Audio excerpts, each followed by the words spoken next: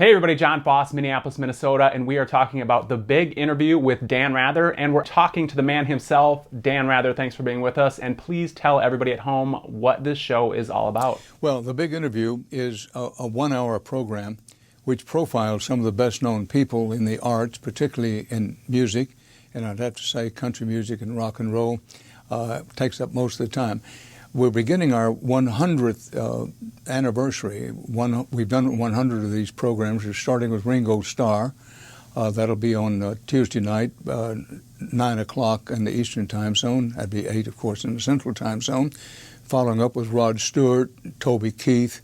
We do people like that for an hour, and we try to do an in-depth interview that gives you a real sense of the person behind the celebrity face. Some of these names that you're talking about, Ringo Starr, for example, who's going to be on the 100th episode, are huge names. Number one, were you a big Beatles fan back in the day, and what's it like to talk to somebody like Ringo Starr? Well, you know, it was a real thrill for me to talk to Ringo Starr. Of course, we all remember, those of us who are memory of age, when the Beatles hit big during the 1960s. Ringo was, for a long time, the least known of the Beatles. And he has a wonderful backstory. You know, he got into it when he was ill. He was ill as a child, which made a big impression on him. And when he was in the hospital to take his mind off his illness, his family kind of got him interested in drumming, I think, first. And he went from there. It's a very interesting backstory, but I will say, John, what we try to do on the big interview, which is on AXS TV, what we try to do is say, kind of get inside the person and ask questions like, what's the worst thing that ever happened to you in your life? What's the best thing that happened in your life? What did you learn for it? Questions like that. Throughout your career, you've been a part of so many huge stories. Is there one that sticks out that you just couldn't believe you were right there on the front line? Well, let's face it, I've been very lucky, John, very lucky and mightily blessed. I could name any one of 5, maybe 10 stories, but certainly covering the assassination of President John Kennedy in Dallas in 1963, I can't say it was a highlight, but, you know, it's a story with worldwide impact, but also covering the war in Vietnam was a never-to-be-forgotten experience, covering the Watergate crisis during the 1970s. So the list is kind of long, but if I had to pick one, it would be either covering Dr. Martin Luther King in the early stages of the civil rights movement in the early 1960s, or when I was in Dallas covering the assassination of President Kennedy. There's been a lot of talk about a liberal bias in the mainstream media over the past couple decades, and now President Trump, of course, has famously been calling mainstream media fake news. For somebody who's been there for a long time, is there a liberal bias in the mainstream media? Well, you know, bias is one of those subjects that a lot of us in the proverbial eye of the beholder.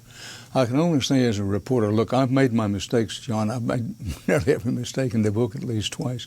But what I've always tried to do is be an honest broker of information for the public. And that's what most reporters are trying to do. Is there bias in the media? Of course there's some bias in the media. And the public's right to call it, the media's hand on it when it happens. But in the case of presidential power, whether it's President Trump or President Nixon or some other president along the way, they always want things their way.